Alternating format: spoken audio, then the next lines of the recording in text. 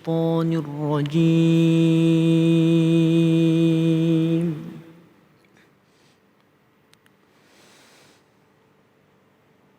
بسم الله الرحمن الرحيم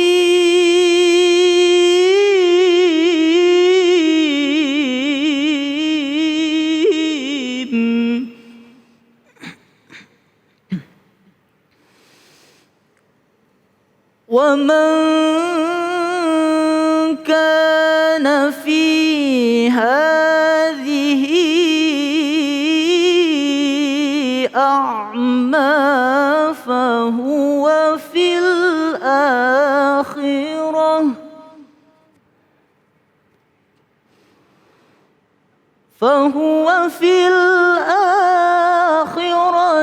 أعمى وأضل سبيلا فهو في الآخرة أعمى وأضل سبيلا صدق الله العظيم.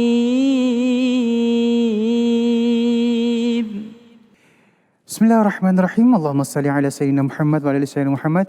Assalamualaikum warahmatullahi wabarakatuh. Masya Allah, alhamdulillah beralamin di hari yang insya Allah penuh dengan nikmat ilmu ini. Kembali lagi saya Ali Zainal menemani pemirsa di rumah di dalam Cahaya Hati Indonesia. Dan Masya Allah, kita memiliki 3 tema yang sangat luar biasa. Ketika hati nurani redup, itu yang pertama. Yang kedua, istrimu bukan milikmu. Dan yang ketiga, seperti apa kau habiskan waktumu. Tema-tema yang sangat luar biasa ya. Dan insya Allah nanti kita bertemu dengan guru-guru kita yang dimuliakan Allah Subhanahu Wa Taala, Kiai Haji Syarif Rahmat, Kiai Haji Khalil Nafis, dan Ustadz Mansur Rusli. Dan seperti biasa nanti kita akan ngaji bersama Ustadz Syam. Dan pemirsa di rumah, pastikan kita terus menjaga protokol kesehatan dengan 5M, mencuci tangan, menggunakan masker, menjaga jarak, menghindari kerumunan, dan membatasi diri untuk bepergian. Kalau nggak penting-penting amat, di rumah aja, sabar aja dulu ya.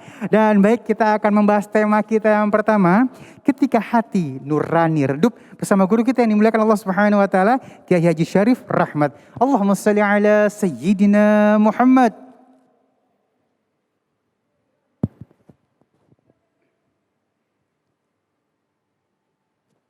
Assalamualaikum warahmatullahi wabarakatuh. Waalaikumsalam warahmatullahi wabarakatuh. Alhamdulillah wassalatu wassalamu ala Rasulillah Sayyidina Muhammad ibn Abdullah wa ala alihi wa ashabihi wa man tabi'ahu wa wala. Amma ba'd. Hamba-hamba Allah yang dimuliakan, ketika kita membuka Al-Quran, kemudian membaca satu persatu klasifikasi manusia, kita akan menemukan manusia terbagi dalam 3 golongan. Mereka adalah al-mu'minun, orang-orang yang beriman, al-kafirun, orang-orang kafir, dan al-munafiqun, orang-orang munafik. Dari mana mereka bisa menjadi mukminun? Sebab apa mereka menjadi orang kafir? Dan latar belakang apa mereka disebut munafik? Ternyata jawabannya sangat singkat. Ketika Allah menyebut orang-orang yang beriman, mereka adalah orang-orang yang tatma'innul qulub, orang-orang yang tenang hatinya, yaitu alladzina idza dzukirallahu wajilat qulubuhum. Ketika disebut nama Allah bergetar hati mereka, jadi qalbunnya. Dan ketika disebut dengan orang kafir, Allah mengatakan di dalam Al-Quran, khatamallahu ala qulubihim wa ala sam'ihim wa ala absarihim ghishawatu wa lahum adzabun azim. Allah telah mengunci rapat hati mereka. Dan ketika Allah menyebutkan orang munafik, Allah menyebut fi qulubihim maradun fazadahumullahu marada. Di dalam hati mereka ada penyakit, kemudian Allah menambah hati mereka bertambah sakit. 3, orang yang beriman jernih hati, orang kafir terkunci hati, orang munafik adalah sakit hati, ada sakit dalam hati. Berarti manusia ditentukan oleh qalbunnya, hatinya. Itu sebabnya Rasul pernah menganjurkan supaya kita banyak membaca ya muqallibal qulub tsabbit qalbi ala dinik. Wahai Allah, zat yang membolak-balikkan hati, tancapkanlah hatiku di dalam agamamu. Ini di hati. Jadi orang tergantung hatinya. Hati itu adalah raja yang ada di dalam diri kita. Dia seorang presiden dan badan kita ini sebuah negara. Baiknya sebuah negara tergantung presidennya. Kalau presidennya baik, insya Allah baik pula negaranya. Presidennya sehat-sehat pula negaranya. Tetapi juga dalam sebuah negara ada kabinetnya. Tangan ini menteri, mata ini menteri, telinga juga menteri, mulut menteri, farji menteri, mata menteri, semuanya ini adalah menteri-menteri kabinetnya dan presidennya adalah hatinya. Nabi mengatakan, inna fil jasadi la mudghah idza salahat saluhal jasadu kulluh wa idza fasadat fasadal jasadu kulluhu. Di dalam tubuh manusia itu ada segumpal darah yang jika segumpal darah itu baik, maka seluruh kabinetnya, seluruh tubuhnya, bahkan semua rakyat badan ini akan menjadi baik. Tapi jika segumpal darah itu fasadat, rusak, jika yang segumpal darah itu yang kecil itu rusak, fasadal jasadu kulluhu, rusaklah semua tubuhnya, rusak menterinya, rusak gubernurnya, rusak semua rakyatnya. Apa yang menentukan baik dan buruknya itu? Yang cuma segumpal darah itu, ala wahiyya al qalbu, itu adalah hati. Hamba-hamba Allah yang dimuliakan pemirsa Cahaya Hati dimanapun Anda berada, ini pentingnya hati. Ya. Tetapi hati juga harus waspada. Tidak semua anggota badan itu punya keinginan baik dan membelain dia. Tidak semua kabinet itu nurut dengan dia. Ada juga menteri yang nakal, ada juga menteri yang memang pesanan dari luar yang bisa membahayakan kebijakan presidennya. Mata ini adalah menteri. Seharusnya apa yang dilakukan mata adalah itu yang ditunjukkan, diperintahkan oleh presidennya. Tetapi ada kalanya mata juga punya butuh sendiri. Dan kecenderungan mata umumnya adalah sesuatu yang tidak baik, yang jika dibiarkan maka mata ini akan menghancurkan hatinya. Semua tahu, melihat istri sendiri itu lebih baik daripada melihat istri orang. Memandang suami sendiri lebih baik daripada memandang suami orang. Tapi faktanya mata kadang-kadang lebih semangat melihat bini orang daripada bini sendiri. Ini jangan dibiarkan. Tapi kadang-kadang justru si mata ini melaporkan ke menteri, menyampaikan proposal kepada presidennya, Pak Presiden, ini ada proyek bagus. Apa proyeknya? Ada bini orang cakep, bagaimana kalau kita lihatin? Jangan di-ACC, tapi kebanyakan di antara kita suka meng-ACC apa yang diajukan oleh menterinya. Ini yang sangat berbahaya. Hamba Allah yang dimuliakan, maka harus ada penasehatnya. Apa penasehatnya? Zikrullah. Dulu presiden kita ada Dewan Pertimbangan Agung, ada DPA-nya, ada Mahkamah Agung, ada DPA-nya yang senantiasa menasihati presiden. Ada One Team Press-nya, Dewan Pertimbangan Presiden. One Team Press-nya harus orang baik, bukan orang pesanan, bukan kelompok yang ada kebencian, apalagi kelompok yang secara diam-diam ingin menghancurkan jabatan presiden. Ini sangat berbahaya. Hamba yang dimuliakan. Dan ingat, Allah berpesan pada kita semua bahwa yang akan kembali kepada Allah, yang selamat bertemu Allah, yang punya harta banyak, yang punya anak banyak, berguna tidak bagi semua orang. Buat siapa? Yauma la yanfa'u malu wala banuna illa man atallaha biqalbin salim. Hari kiamat nanti, anak, harta tidak ada nilainya buat seseorang.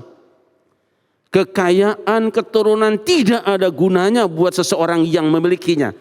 Kecuali buat siapa? Man atallaha biqalbin salim, yang datang menghadap Allah dengan hati yang selamat, tidak terpapar virus dunia. Ini yang mahal.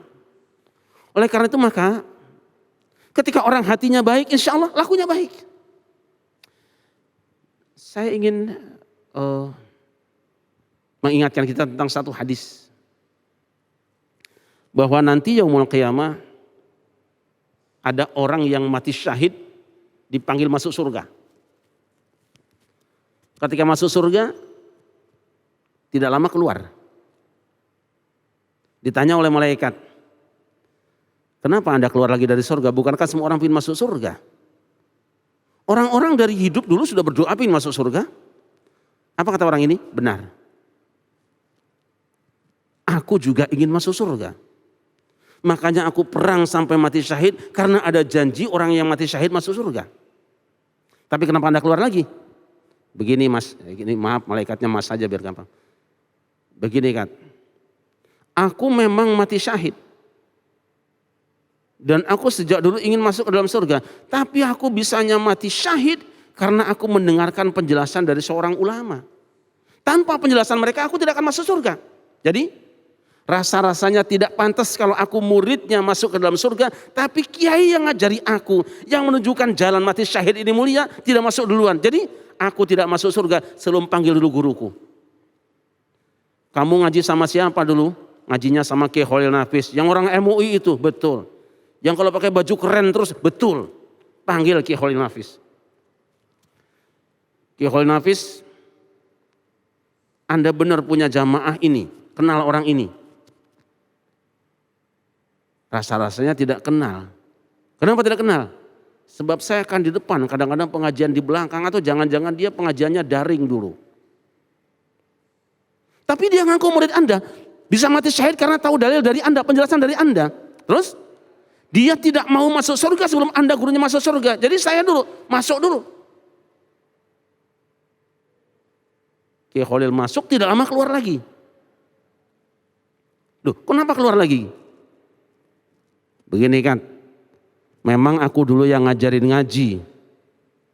Memang aku yang ngasih ceramah, memberikan penjelasan pada orang-orang bahwa orang yang mati syahid itu masuk ke dalam surga. Terus, kenapa keluar lagi?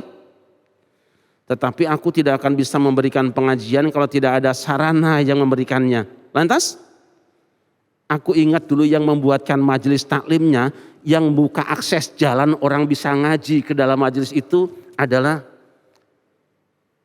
seseorang. Siapa seseorang? Saya kurang kenal, tapi saya dengar-dengar kata namanya Bang Danu. Panggil Danu. Begitu datang, Bang Danu, apa benar Anda yang bikin musola tempat tahfidz anak-anak? Saya tidak bikin tempat tahfidz anak-anak, yang bikin orang Jakarta. Terus yang Anda sediakan apa? Saya cuma ngasih jalan sedikit supaya orang-orang bisa masuk ke dalam situ. Jadi orang-orang yang mau mondok ke tempat tahfidz itu gampang. Jadi kamu yang ngasih jalan, betul. Nah ini kiai bilang katanya tidak akan bisa masuk ke tempat pengajian, tidak bisa ngirim anak tahfidzul Quran kecuali lewat jalan itu. Dan dia tidak mau masuk ke dalam surga sebelum panjenengan dulu. Jadi Andalah yang menyediakan jalan walaupun sedikit, yang membuka jalan. Ini hati Anda mulia membuka jalan untuk orang yang mau menghafal Quran. Maka Anda masuk dulu ke dalam surga, baru setelah itu Kiai Khalil Nafis, dan belakangan orang yang mati syahid. Hadis ini sahih. Subhanallah. Artinya apa?